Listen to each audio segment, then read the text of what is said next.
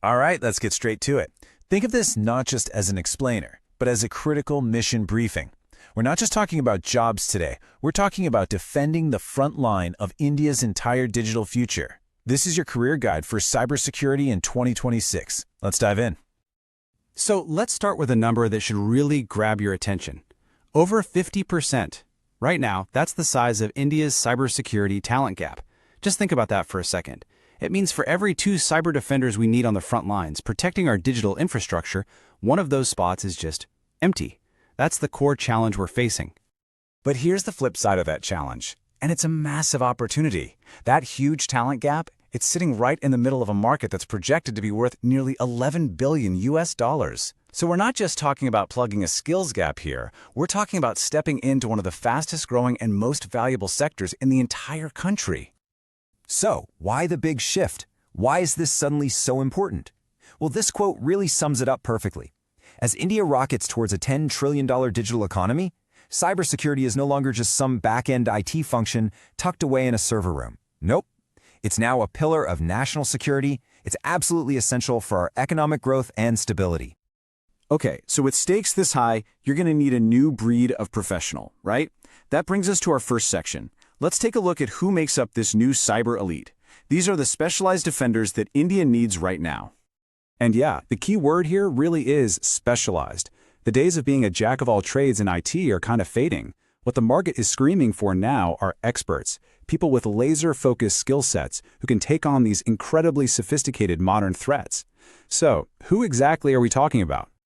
Now, take a look at this table. This is where it gets really interesting. You've got these incredible roles, like the AI security architect, pulling in up to 55 lakhs. Their whole job is to protect our AI models from being poisoned or hijacked. Then you have the data protection officer, or DPO, a role that's now legally required by the government, commanding salaries up to 45 lakhs. And of course, the classics are still in high demand. Cloud security engineers and ethical hackers are the bedrock of securing the infrastructure that runs Digital India. And speaking of that data protection officer, that role leads us right into the next huge game changer. You see, it's not just new tech creating these jobs. A single piece of legislation, the Digital Personal Data Protection Act, or DPDP, is sparking a revolution and creating an entirely new job market.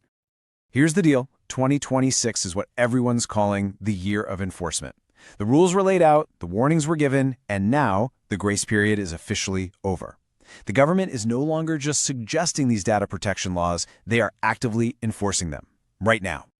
And here is why every single company is scrambling. Look at that number, 250 crore rupees. That's the potential fine for getting this wrong. You can bet that a number that big is a massive motivator to hire the right people and get the right systems in place. It's fueling an absolute hiring frenzy. And all this has created this whole new world of legal tech careers. First, you need privacy engineers to actually build privacy into products from the ground up.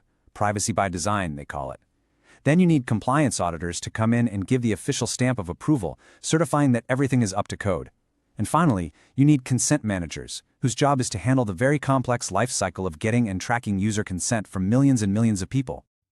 Okay, so we know what the jobs are and why they're in such high demand. So the big question is, how do you get in on this? Let's move on to your career roadmap and look at the certifications that are going to get you through the door.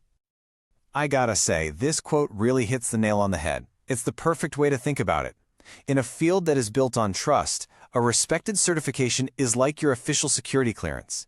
It tells a hiring manager, hey, this person knows their stuff, it's been verified, and you can trust them. It's your ticket in. All right, so if you're entry level, maybe just starting your mission, these are your primary targets. Think of CompTIA Security Plus as the universal gold standard. It proves you have the core fundamentals down cold. And the Google Cybersecurity Professional Certificate, that one is awesome, especially if you're switching careers from a totally different field, because it's built for people who don't have that traditional IT background.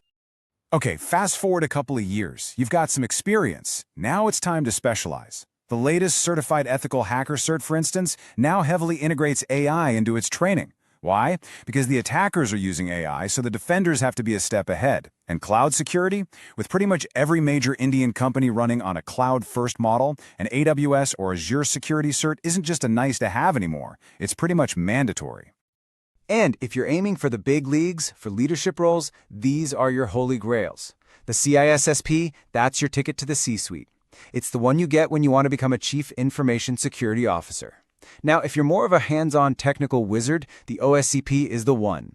It is legendarily tough, a grueling, practical exam that is universally respected as the ultimate test of a penetration tester's skill. All right, last section. Let's move beyond just certifications. What are the actual skills you need to master to be future-proof? Let's break down what I'm calling the triple threat skill set that will define who gets hired in 2026. First up, AI. It has completely changed the game. You see, back in the day, a security analyst's job was to manually sift through just mountains of data logs. Talk about a needle in a haystack. But now, AI does that heavy lifting. The modern professional's job is to use that AI, to direct it for threat hunting, and to be the human brain that validates what the machine finds and orchestrates the response. Skill number 2, you have to live and breathe zero-trust architecture. The idea is actually super simple. Never trust, always verify. It's a total mindset shift. In the old days, if you're inside the company network, we kind of trusted you by default. Not anymore. Now, we check everything and everyone, every single time. And this isn't some niche concept. It's the absolute baseline for all of India's 5G and Internet of Things networks. And the third piece of the puzzle is digital forensics. And look, this is so much more than just a technical skill. It's about having an investigative mindset. Can you be the detective? Can you show up after an attack and piece together exactly what happened, step by step, without messing up any of the evidence? This is so critical, it's actually a key part of the National Cybersecurity Strategy for 2026. So, as we wrap up this briefing, here's the bottom line. India's digital future is being built right now, as we speak, at an unbelievable speed. The real question isn't if it will be built, but who is going to be there to protect it.